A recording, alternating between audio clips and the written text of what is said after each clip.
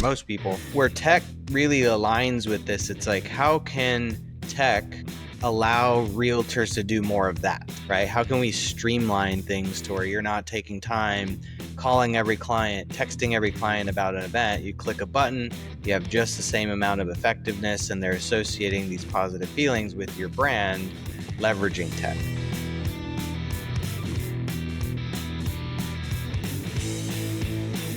All right, guys. So we just finished up a recording of our most recent podcast, and this one's awesome. Y'all need to check it out. All right, here's the reality. We just got done recording the podcast. The robots are coming. You better get ready, right? I love this podcast because we talked about merging tech with personality, like tech with getting to your clients, like how it's going to work together. So if you are one of those agents or a team out there that are worried about like the robots coming, you should be.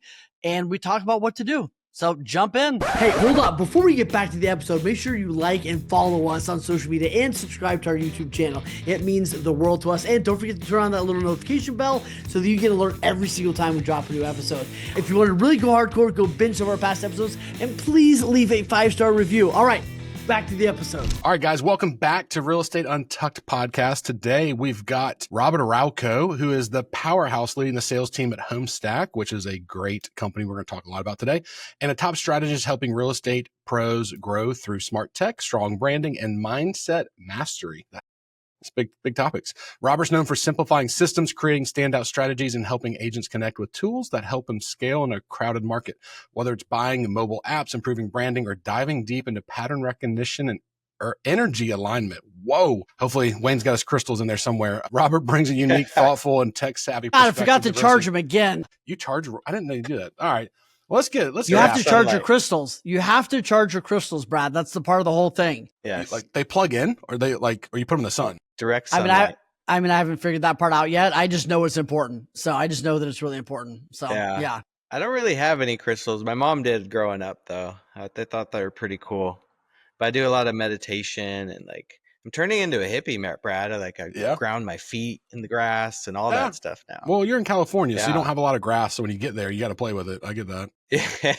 But yeah, let's jump in. I mean, you're kind of a little bit of everything. I know you obviously through Homestack and signing on with y'all's products. So we're obviously not going to talk about Homestack the entire time, but since we've led off with it, why don't you just give people a brief overview? We'll also put some contact info in the show notes so people like what you're spitting.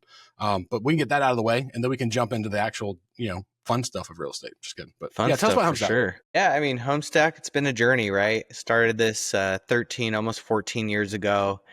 BlackBerry was still the number one device at the time. We saw the vision of Apple, Android. We knew what Zillow and Redfin were up to.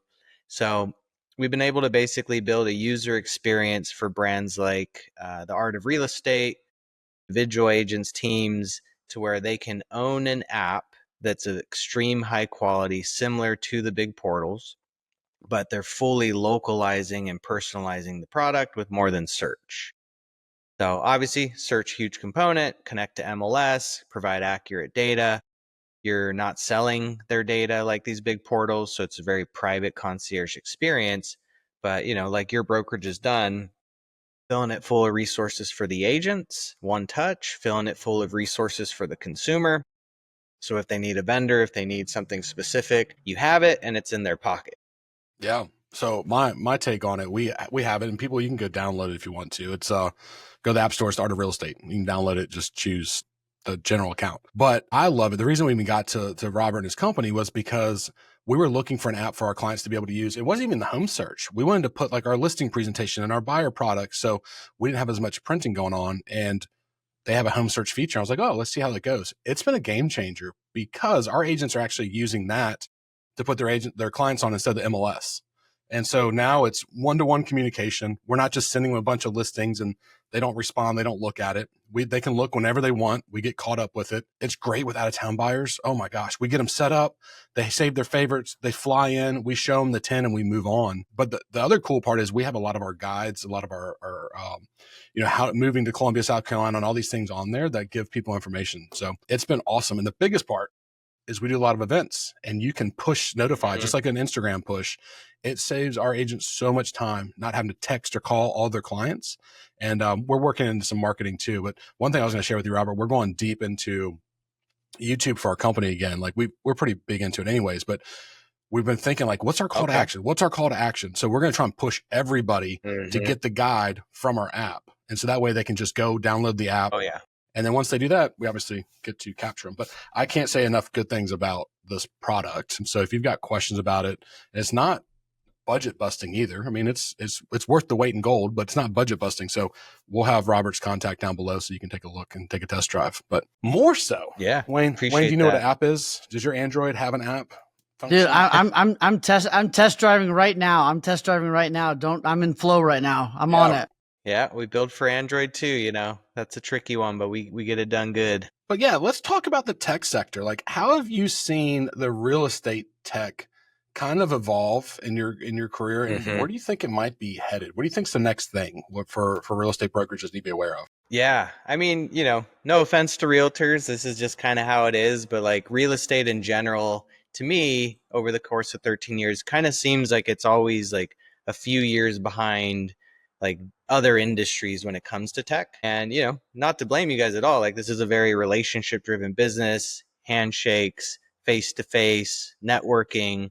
Like that is the most important aspect of real estate. It's building these relationships, the trust, you know, handling the largest investment of people's life for most people. Where tech really aligns with this, it's like, how can tech allow realtors to do more of that, right? How can we streamline things to where you're not taking time calling every client, texting every client about an event? You click a button, you have just the same amount of effectiveness, and they're associating these positive feelings with your brand, leveraging tech. So I'd say like the easy answer to this would be, how is AI going to kind of transform every industry, and real estate in particular? I mean, that's probably like the main thing that tech companies are chatting about now. It's AI. Yeah. So where do you see that fitting in? Do you think it's going to be a fad here, or do you think it's going to go like it's going to take over the sales market? Definitely can't be a fad at this point. Government's pushing, everyone's pushing AI at this point. You know, you got freaking robots. I saw a Tesla robot commercial the other day. It's cooking food. I'm like, oh God, the robots are coming. Terminator Wayne, might be real. Let's get Wayne a robot. Yeah. I'm holding out. Like it's they're making her right now.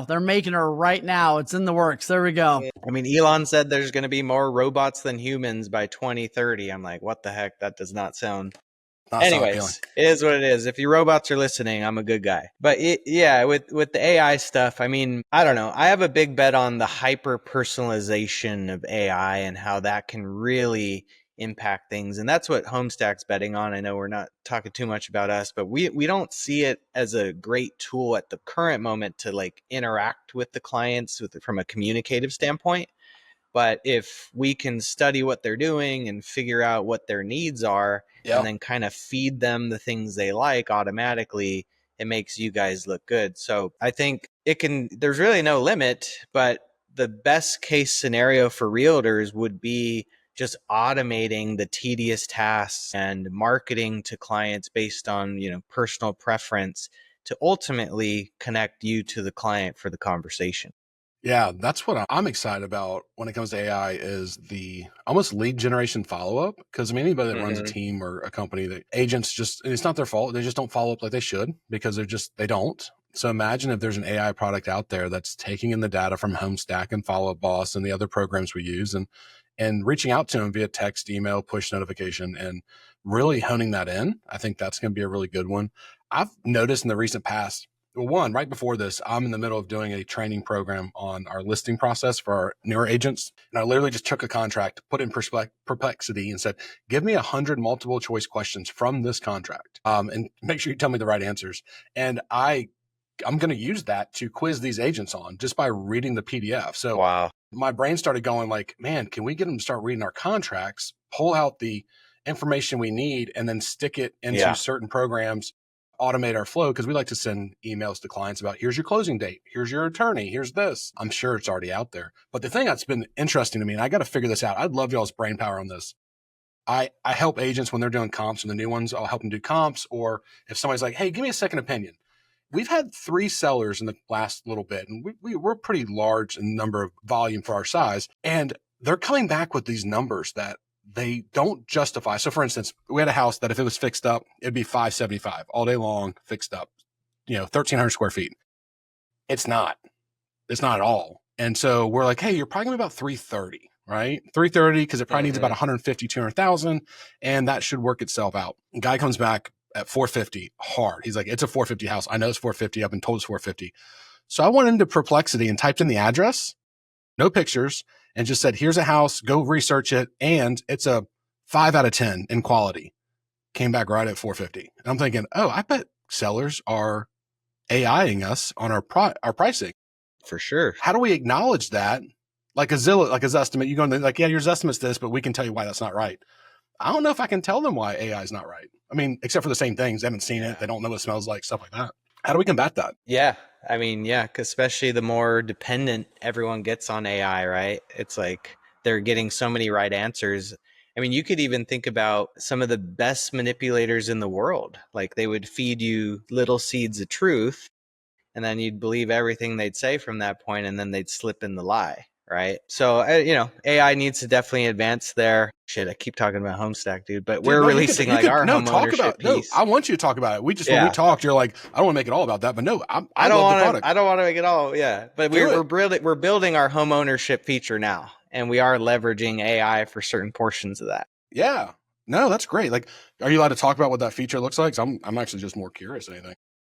Yeah, I mean, similar to some of the products out there, Fellow, HomeBot, in the sense that you claim your home, you get automated home value, you get the statistical data, the neighborhood, all that public stats, market reports, all that kind of stuff. But we are allowing agents to jump into it, run the comp, adjust the number, because ultimately it isn't there yet. Like you were saying, AI, Zestimates, they can't see power lines in the backyard. They can't, they can't do the job of the realtor, at least yet, when it comes to those, specifics that come to pricing that. Yeah, no doubt.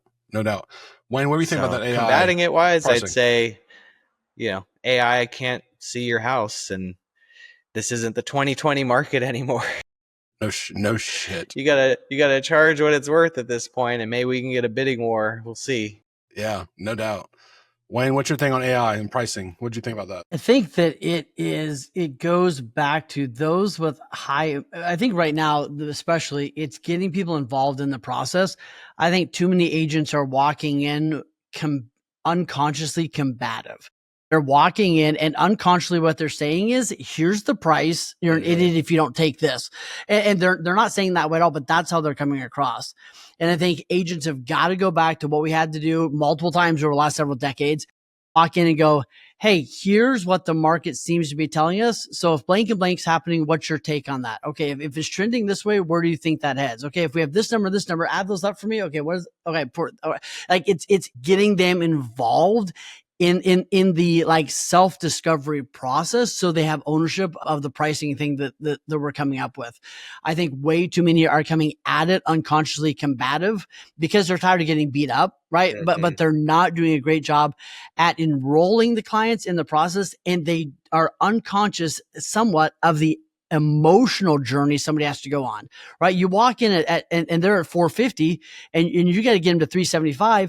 Well, emotionally, they have to disconnect from the $75,000 of stuff they're about to go do. Right. So if you can't take them, not just on the number journey, but the emotional journey, right? Which is why we go back to, I think the greatest salespeople are great coaches, right? They're armed with massive data. You got to know your shit, right? Of course you have to know your stuff, but they're phenomenal coaches. And I think the cool thing about AI is it will help us crunch the numbers. It'll help you give good talking points. It can help you come up with 15 different analogies you could use in this kind of scenario. Yeah, I think we got to up our data intelligence, which is AI is phenomenal, and our emotional intelligence to really get there. Yeah. And the thing that I like about the app too is you've got to be the one in their ear. And I'd love to hear Robert's thoughts on like, how do agents, what tech should they be leveraging right now to stay in front and be the ear? Because you're getting pounded from 100 different things. And it's really hard for you to be the one they're listening to when they've got 14 other voices that are hitting them at all times. Yeah. I mean, YouTube, social media, that's always like a great platform, right? The best realtors I've seen do it too are not always showing homes, talking real estate, like a lot of them are getting more personal with it to where people are hiring them because they already feel like they know them before even meeting. So just taking people on that personal journey of this is who I am, these are my values, this is my success. I want to do the same for you. Here's some other stories. And like as people, learn who Brad is and learn who the art of real estate is, it's easier for them to take that next step because we are all so consumed by this stuff. Because I don't know if you've seen the stats, but even 77 and 97-year-old demographics are favoring mobile over desktop at this point, whether that's an iPad, a phone, even home search. The NAR report shows that they're sourcing home search on a mobile device first at this point. Where the app would come into all of this is now Brad is turning his brand into an ESPN, a Costco, a Pinterest, even an Instagram, in the sense that he does a post on YouTube and he's leveraging the push notification to drive that message to the user. So it's more of that personalized experience. Whereas, when people are on the YouTubes and the Instagrams, he's still fighting for the eyeballs with all the other friends and the follows. Whereas this is a direct, gateway to that content. Yeah. No, I think it all makes sense. So my question is, what tech, if you were an agent tomorrow, Robert, what tech would you plug in? What are the top 2 or 3 things you would plug in right away? And then what would you ignore? Yeah. Plug in right away would definitely be the app, right? Social media. You don't have to go too crazy. Like there's realtors that have made that like a business in itself and they've done extremely well. But like I said, just that personal touch of like adding a quick 30-second, 1-minute video to get this to their sphere. And there's a lot of neglect in the network of realtors at this point. Like everybody's so hungry for leads, right?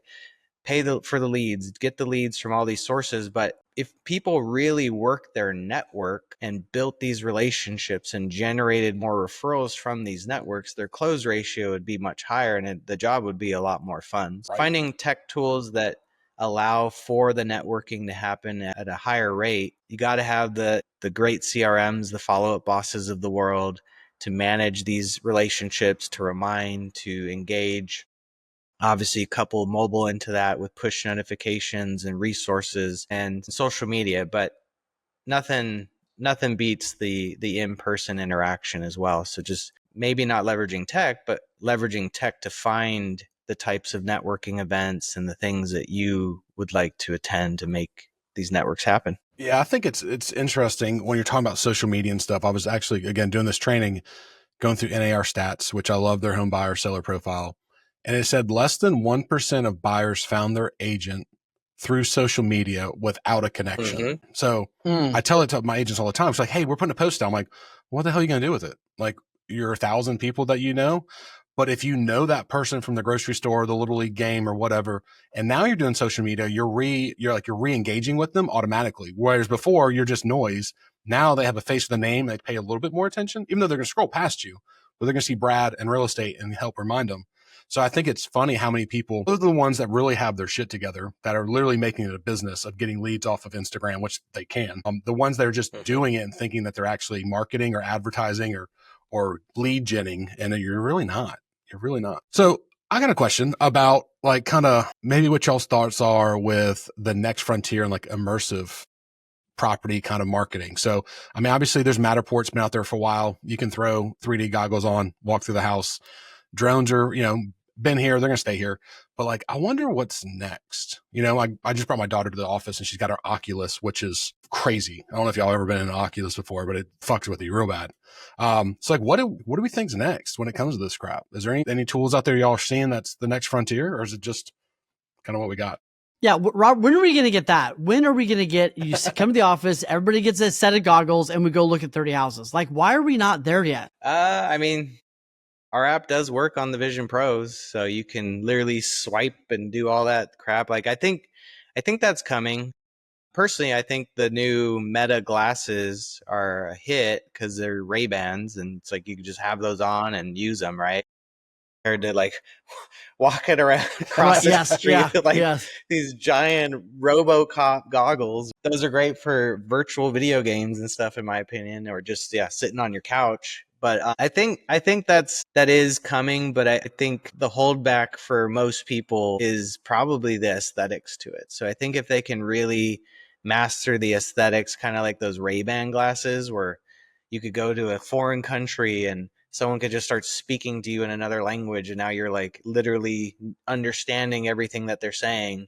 The creepy part of it is I've seen commercials where it's like they're on a date and they're analyzing all the profile, and now they know what to say to the girl because she likes doing this and that because it's on her social media. Like that side of things kind of intense to me. Like that takes away from the human element. But give it time, and the fact that everybody's already adapting mobile, like mobile is going to be kind of that key connector to these technologies, in my opinion. So what do you think is on the frontier in the next 12 months for agents? What should they get really good at adopting, or what do you think they're going to need to adopt, or what are you guys working on? What are you excited to bring to agents in the next 12 months? Yeah. Well, we do have AI in our system, and it's hyper personalizing experiences, engaging with push notifications based on behavior. But what they need to work on is, I don't know, I'm just a huge component of building relationships. Like that can't go away in the industry. But if anything, efficiencies, right? If I'm a broker owner doing what Brad did, where it's like, hey, I need these guys to study the contracts. How do I make this fun? How do I make that easy? And how do I not spend hours building this multiple choice, test, right? I can use AI to leverage those things. So leveraging AI for the tedious things, but using tools to put agents in a better position to connect. Yeah. And here's where I think it's going to get weird, right? Because there's some companies working on all of this stuff, right? But let's say you got your tech and this AI and it's sending push notifications, and then it's beginning to, synthesize these conversations that are really powerful and on point. But then the agent doesn't know what the hell's going on. Right. So then I think AI is great with like either I have no relationship with them, or and warms to the conversation and stuff, or like I think that there's this really awkwardness in the part where like, hey, AI is having conversations, I'm supposed to be staying in the loop. I meet them at the grocery store, and then I'm don't know what the hell's going on, right? Like, so I think there's all these weird gaps are going to be created that AI is going to be amazing. It's like talking to somebody on the app that's talking for you, and then you meet them at the date, and they're like, "Bro, you talk like an idiot." You're like, "Oh yeah, the app was talking for me the last 6 months." You know what I mean? Right, which is my whole strategy, right? But I think there's going to be all these weird kind of gaps. So going back to it, like where you said, can agents build a sustainable business based on relationships with a handful of tech, and win in the next, Yeah, it's going to happen. It's moving fast. I mean, shoot, you look at ChatGPT like a year or two ago, and now it's creating action figures just by uploading like a photo, and people are loving it. And thing is, like the AI we have is nowhere near what has been out there for years. Like the government's AIs are much more advanced. My dad actually works for aerospace, and he would tell me growing up, he's like, we have technology that, is released 20 years later to you. So just knowing that, and the acceleration of China and the US, and everybody's kind of like in this AI battle and who wants to be the best, don't be surprised if they start kind of rolling out some of these more advanced AI features faster than they would, a flat screen TV, which they had back in the 70s. Yep. And then I think you'll have clients that either expect a phenomenal personal relationship, or they expect to talk to a computer the entire way through. I think you'll have two sides. I think you have people that are like, hey, I don't care if that I booked my trip on trip.com and nobody, and I didn't talk to a single person.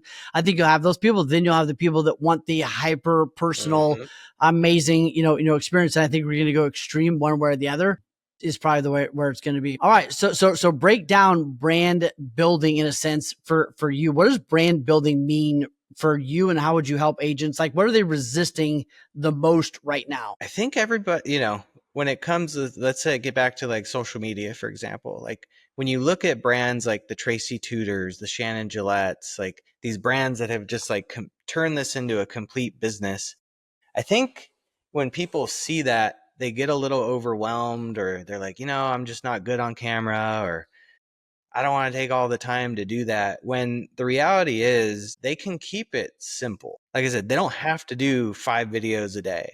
if they want to, they better commit and they better stay consistent and do that, for a good year or two, right? Like stay consistent. If that's your goal, there's blueprints out there.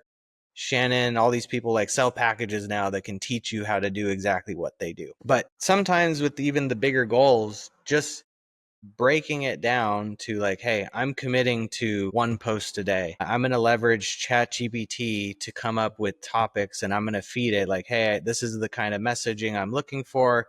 This is the perception I want to create. This is what I'm good at. These are my weaknesses. And then this can like build out, some sort of campaign.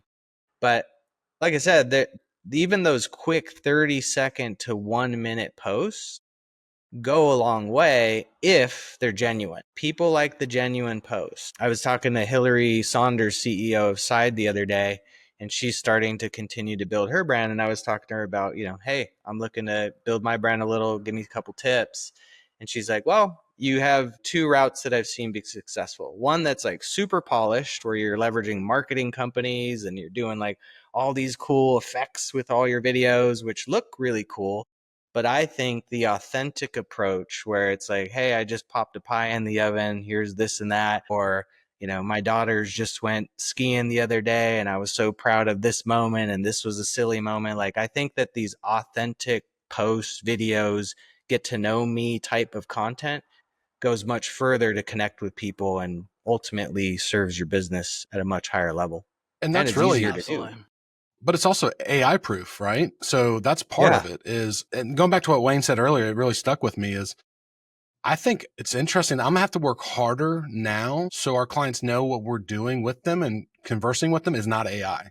Because everybody's assuming it's AI and they assume everything you write is done by AI. And so now it's going to go back. It's actually pushing us back to the, the archaic times. Joking, but like we got to show up with a Popeye and drop it off on their porch and be like, hey, I hope you have a great 4th of July, So I'm interested to see if I can figure out the demographics. I don't think Gen Z is going to care about that. They're like, I don't care if DoorDash brought the ketchup from you. That's cool. But like our 50-year-old clients, maybe they want to see and chat for a minute. So I think that's where it's going to force us back exactly what you're saying into relationships, but leveraging the tool, the tech to have a deeper understanding. And it's funny, while we were sitting here, I was thinking like we could use AI to do a dossier on every one of our clients, tell us what they do, what they did, who they are. And just for fun, Wayne, tell me if this is true. I was like, look up Wayne Salmon's and give me his disc profile. And of course it has some stuff in there, but do you know I don't know my disc profile, but we talk about it a lot. Do you know what it is, Wayne? Yours? I mean, my D and my I are way up there. My S and my C are basically, way down. My C is non-existent. That's what it says, actually. Robert, do you know your disc profile? I don't know mine, so no shit if you don't.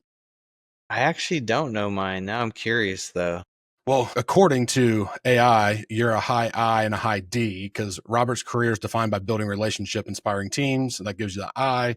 And the D is, sales, driven of home stack, garage startup, that kind of thing is what it says. It's pretty interesting. So imagine if we did this for clients. I know I'm going on the side trail here, but you do this for clients and then you have a little bit better understanding on how to talk to them. Are you going to talk to the husband more about numbers or maybe more about emotions? And I mean, I just got back from a conference and they told us they used AI and they had a dossier on every single one of us and they knew who we were. They knew what we did because it was a mixed bag of businesses. I was like, that's brilliant. How do I sell to Wayne? Right? Like I could look that up and he has enough information out there to do that. So, but that can make the relationships deeper. So I don't know. Sorry, I went on a side trail. I was just getting really inquisitive there. The AI all the dirt on Wayne though. Like really give it a solid, profile understanding of him. Absolutely. Yes. Oh my gosh. No, it's great. Well, and I think that's the key, right? Using AI and all these other things to help assist, but not replace. Yeah. And I think that's what most people don't get. It's like most people are like, how can it replace this? How can it replace it? And it's like, we're not there yet. We might get there someday, but it's not there to replace as much as it's there to like, you don't have to remember shit in a sense because it's going to take notes and put them in someplace. phenomenal, right? Like it's going to do all that kind of stuff so that I can do the other piece. It's going to help do all this hard research so I can do some of the soft, more untangible research, that kind of thing. So using it to assist is huge and not necessarily replace. Exactly. But I think it's what's so interesting. So much of this goes back to relationships. So it's just, how can I manage relationships better? It's like a CRM on steroids, right? Like it just helps you do what you already wanted to do, just in more systematic, consistent ways. So not leaning on memory and everything else to get there. Robert, I'm curious for you right now, what are you seeing around sales? How are you driving your sales and your sales team? Like what's working right now to increase and move sales of your product? Yeah. I mean, now I'm really going to start using this disc approach here. I think that's brilliant. Like we're already prospecting, figuring out what systems they use, trying to grab some, personal data to like leverage on the cold call, leverage on the demo so that we can kind of fit what we do better into their box. But what we're currently using is just really building systems. Referrals have been pretty big for us. Brad has referred me to a few of his friends. They love the product, hitting conferences, building networks that way. I've built out some interesting systems within HubSpot. That's a CRM we use, to where I built a playbook where I ask specific questions, and then once I move that deal to follow up, it then automates an email that sends to him, but then it pulls certain personalized aspects of the playbook into the takeaways from the call. That way it's still personalized. I have the notes that store in HubSpot for future usage, and then anyone can see it if they, need to call this person again. But the email follow-up is personalized, where it's implanting the recording of the call plus, some of the key takeaways, instead of manually doing that, which now is saving me a good 5 to 10 minutes. Zillow, love Zillow in the sense that I know who the best agents are in every area, or at least some of them, right? Because all the numbers are there, their stats, using tools to scrape that data to then get it into the CRM, and then building campaigns. Like right now, Brad, we're doing, we pulled all the Instagram follows of Follow Up Boss because we're so integrated with them. And, usually agents that use them are pretty tech forward. Weeded out, people that haven't sold more than 7 deals in 12 months. And now we have a 7 email campaign. Very short and sweet. AI was used to kind of generate like the structure of it, but the messaging is very authentic and not AI, where it's like people don't care about pipelines, they care about personalization, right? And like things like that. But then how we obviously integrate deeply with FUB and all that. So the tools that we're using from a sales perspective is, how do we cut the tedious tasks out of the way, but still focus on the good product market fit for Homestack. And as we do, 5+ meetings a day, how do I cut time from the follow-up aspect of things to where it's still personalized and doesn't look blanketed, which then sets up triggers for future follow-up through sequences and workflows. Have you found any way that, like, because you and your sales team are kind of cold calling to an extent. So have you found like a hook or a way that you can keep somebody at least listen to you for the first minute? Or is it just like everybody else? It's like, yeah, not interested, click. We're very bootstrap, like wolf pack, right? Like we grind over here at Homestack. But at the same time, like early on, we knew realtors were getting 10 to 15 sales calls a day. Like it's annoying. I don't like getting sales calls. Like I'll hear them out for good karma reasons, but if they suck, I'm clicking. Yeah. So what has worked from the intro side of things, because you got to hook them. If you can find a name drop that you think is going to connect, that usually kind of opens the door. Yep. So, if it's in LA and they're a luxury brand, I'll say, hey, we're the guys that actually built the app for Oppenheim Group from Selling Sunset. We're doing this for brands in the area. I was hoping I can fill you in on the 1-minute version of what this was. So ask for 1 minute, get permission. If they throw an objection at you, handle objection. But now that's opening the 1-minute conversation, because you kind of keep things going. But 50% of our deals have actually come from inbound as of late. And we've been investing in PPC and some marketing, but we haven't gone way too hard. A lot of it's come from people like you sharing your app. People see it, they like it, and then they figure out who Homestack is. So actually, I'm curious about PPC. How can you correlate that? Do you think that would work for real estate agents to use it as their brand? Do you think PPC is still here to use, or is it easier to go Facebook, where it's more easy to boost and just put it out? Yeah, PPC is a rough industry. It's very expensive. Like our organic traffic is dominating PPC. We've spent a lot of time building our SEO and all that kind of stuff. I'd say for agents, the organic side of social media is always great. Build the network, get them to know you. But if you're going to spend money on ads, I actually think YouTube's algorithms is elite. There's no demographic issues. You can target exactly who you want. Video content is much more engaging than a standard ad, and you don't have to break the bank. Like I have people spending $50 a week generating 50 qualified leads a month because their ad is talking about the app, but how they are realtors, not selling data, and here are all the benefits. But then when they actually follow up with people, it's not awkward because they told them they were a realtor on the video. No, Love that. That's true. awesome. I'm huge. I mean, obviously this goes on YouTube, and Wayne and I have gotten deeper into it, and our producer, Kelsey, sure, I know what YouTube is, but once you kind of figure out, and there's so many good tools out there to help you with keywords and, to help with the SEO stuff. I'm mad at myself that I didn't do it deeper for longer, because it is such a good use and a good tool that I do think a lot of people give up on it, and they're using social media to do reels and to do, stories, but it's one-offs. And you're going to do it today, and you're like, I always got to do shit. I got to keep doing shit and constantly.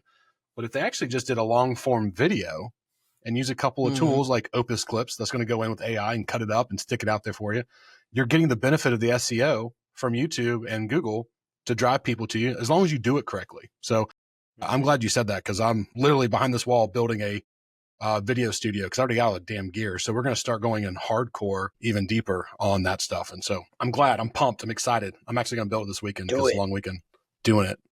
Well, Wayne lives in the studio. all right, Robert, I got rapid fire questions for you if you're ready. All right, let's do it. Okay, you ready for this? Okay, if you had to go work for a tech company besides yours, where would you go? Ooh, that's a good one. Yahoo. I don't know. I was going to say Redfin, but now they got acquired. I really love the Redfin tech, much better than Zillow's. Yeah, I put it out there. There you go. So yeah, interesting. I'd say I love Redfin. that. Just let's stick with Redfin. That's good. I love it. Okay. Apple or Android? Apple.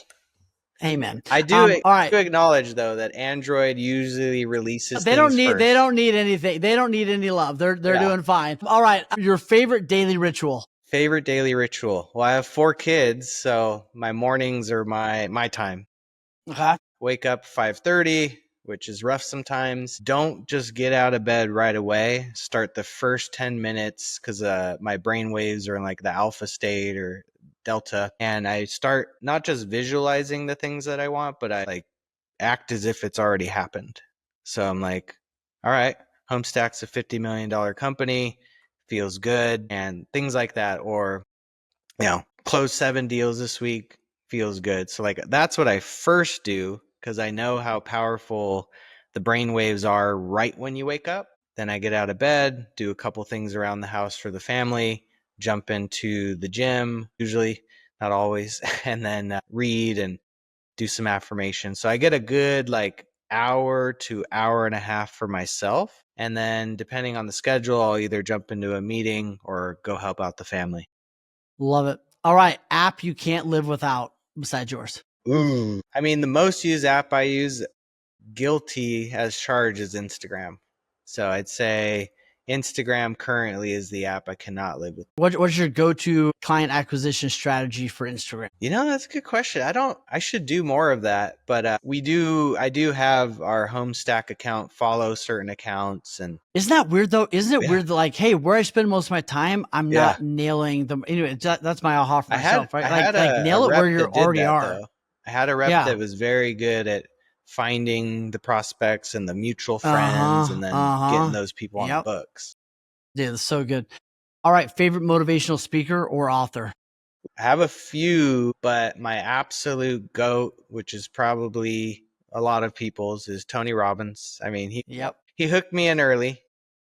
And I like him because not only does he dive into things very aggressively, but I feel like when he speaks, it's very raw and not like Yeah. scripted. Yes. Yeah. So He's Tony's the done such a GOAT. good job. Does listening to a book count as reading a book? Our friendship is on the line right here, Robert. Like, this is the make it or break it for you or I. Technically, it counts because you're Hey, learning that's all we things. need to know. That's all we needed to Yeah. hear. Thank you. Great answer. Technically, it Perfect. counts. Yep. We don't need any more detail. That's perfect. All right. What is the one thing you wish most salespeople got better at? I think that most people in sales need to bring the human element back. Yep. And when Yep. they realize that, unless the product's just shit and they're scamming people, like if they realize they have a good product, they have a good vision, making everything a win-win goes a long way. How do I make it a win-win for Brad, Homestack, maybe a future referral of his, and just getting creative, like just not letting objections, obstacles, demotivate, and having like a larger vision on the goal. There's 1.2 million realtors in my case. I think there is, maybe less now, but I know that 100,000 of those people will just get it, and that's okay. Yeah, that's so good. Last question, then I'll let Brad ask one. What's your perception? How do you teach salespeople to view objections? It depends on the scenario, but at the end of the day, if you handle an objection in a combative way, kind of like you were talking earlier about walking into a listing presentation, you just can't win. Like ultimately, they make the final decision if they want to work with you. So you could be right, but if you go into it like, no, Coach Wayne, you're wrong, you're not going to get anywhere. Yeah, So you can't win to win. You lose. If you got to lose to win and win to win, and yeah, there you go. exactly. So acknowledge, right? It's like the basic science of objection handling.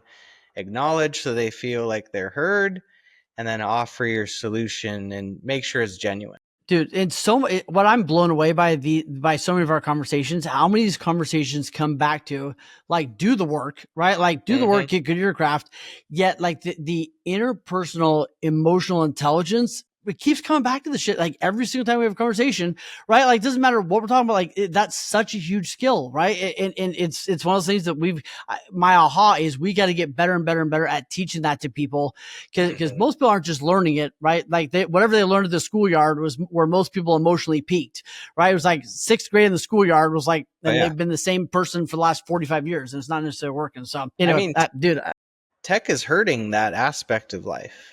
There's so much instant gratification and like, I don't know, like I heard an ad the other day, Facebook and all these social media companies are being sued right now from emotional damage from their teens because it's a real thing. Like I don't let my daughters, I have a couple older ones, they don't have social media because they get pissed off if they don't get 100 likes. Like if I got 100 likes, I'd be on the moon, like there is this emotional intelligence that's lost through technology. And when people are staring at this screen all day, and I've made it a point with my family to go ask the, clerk about this question. I'm not going to ask, like, you go ask, like, here's how you present it. Yes. Yep. Talk to people, look at them in the eyes. Like I'm teaching them this emotional intelligence young, because this is going to be a skill in the future. Like Brad was saying, where everything's so automated, but like there's going to be a big need for that human connection. Yeah, look how many people are FaceTiming instead of like my nephew he's not in college anymore, but they would just FaceTime each other. And I was like, well, that's so weird. If Wayne FaceTimed me, I'd be like, you show me that rash again? Like, what are you doing? So I'm going to call you. I'm going to call you tonight, Brad, and tuck you in. By the way, the best video I saw today, this has nothing to do with anything. Best video I saw this morning, dropped my kids off and we're watching videos together. This burly, like I think he works at oil field. One night he has a video of him calling like 6 of his buddies and going like, hey dude, just want to make sure you're going to bed okay. Love you, have sweet dreams. And his friends are just like, who is that? Are you all right, man? You got kids? Like, what are we doing? It's like the most burly dudes of all time. So they're just like, what is happening? So yeah, Brad, I'm just going to call you and tuck you in tonight. That's there you funny. go. FaceTime you. Yeah. I call it forehead time with my daughters. I don't know what the hell. Like if we FaceTime, like I see their forehead, I'm like, where's your face? I don't see your face. Yeah. There you go. So I do have a question because it was one of mine earlier, but you brought up Redfin. So where do you think the portal wars are going between CoStar buying Homes.com, right? And then now Rocket buying Redfin, and what was the other? They just bought 2 other mortgage companies. Like, where do you see this coming to? What's the precipice of this? Yeah. I mean, Zillow's recent earnings call focused around how 75% of the usage came from the app. So it's all pointing towards mobile. It's all pointing towards user experience. And especially on the lending side of things, like heck, any lending companies out there listening, like they're doing this for a reason. They're trying to own all sides of the deal. So lenders are a part of our app too. And I think where it's all headed really is, I don't know if you're already doing this, Brad, but the margins are getting so thin on the brokerage side of things in general. And I'm seeing more and more consolidation where whether it's a Redfin or even an independent, like they're jumping into title, they're jumping into lending, they're jumping into all of the sides of the deal. So Redfin is generating millions of opportunities, and the 1% commission side of things, like that was their initial niche, like, hey, save money. But like really the technology is phenomenal. It's engaging and it's simple. And Rocket was like, all right, we've already kind of built out how we streamline things, but our platform just isn't generating as much as we'd like it to. Realtor.com, all these systems are out there. Homes.com just bought HomeSnap. Like, who are we going to take a stab at? Redfin's the perfect fit. Yeah. Let's buy them. They're in huge debt. Like, they're probably ready to sell. So do you think they're doing all this to make more money per transaction? And I'm not a tinfoil hat wearer. I don't think they're trying to cut the agent out, but like Redfin's got their own agent stack already. Like that's the difference between them and Zillow. Yeah, they got their own agents. So they're going to be, because I do think Rocket was having a hard time getting their referrals, because we used to get some from an agent that was with us. We would get them, but he would send them to a different lender half the time because they're not connected. And so now they will probably get a higher pull-through rate. But I was just curious if you think where you think these three titans of the portals is going to end up. Yeah. I mean, Zillow's pushing their mortgage company very hard too. Very hard. Very hard. Very, very hard. So it's just, honestly, guys, like it does. How are they not getting sued right now? How are they not getting sued for steering? They literally will fire their agents if they don't send enough leads over. Yeah. To the mortgage side. Yes. Yeah. Yeah. I don't know. They might be getting sued, but they got so much money they probably don't care. They're making more money on the loan, so it's like pay the loss. Pay the parking ticket and park there anyway. Yeah. Yep. Yeah. But you're right, mobile's I think mobile is really the key component there. And if you can build the audience and engage in the right way, it's just going to astronomically increase the amount of loans that they're able to generate.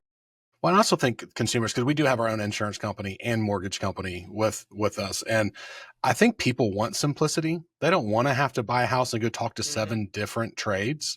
Like they like it. So that's part of our niche, is doing a holistic experience where we set up the inspections. They choose, we set the inspections up. We do everything for them, kind of white glove service. And if you don't have a lender here, use ours. Don't go get some rando that you just saw online. But it's not easy. And I'm seeing a lot of independents, like you said. Most of my friends that were diehard independent brokerages are now jumping onto the EXP or the real train and trying to starve off some liability, I think, too, having a little bit more protection. Oh, yeah. So it's not easy out there right now as a small company, that's for sure.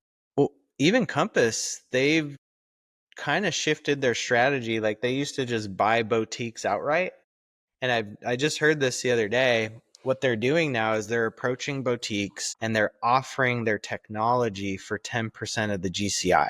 And once they get in, then they work their way into the acquisition. Sure. Well, so Keller Williams did that. And they might still be doing that. They kind of rolled it out in 2019 because they flew me to Austin to talk to them about it. And it's pretty much leveraging their technology for a fee for a couple of years. And they were doing that same thing. They were doing it to go to where like rural areas of like our state that couldn't hold a market center. They didn't have enough agents. So here, use our tech, recruit because of our tech, and then you'll be big enough to then become a market center. So it's a brilliant idea. It's a little scary because they're like, hey, if we do this and we have whatever the number was, 200,000 agents is what we're trying to get to, and they all have 100 people in their database. Literally, we can talk to a sixth or a third of the U.S. population through our agents.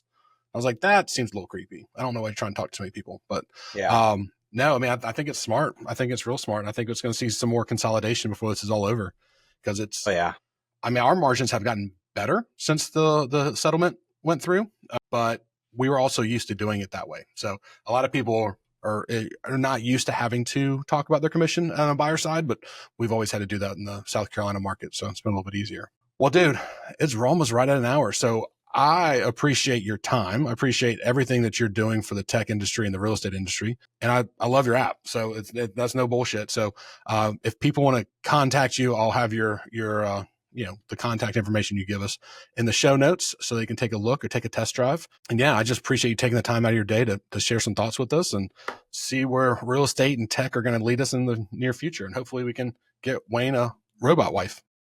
That's what we're hoping for. Get him a robot wife that can treat the rash. If it's on your armpit real quick, I don't know if we can cut this.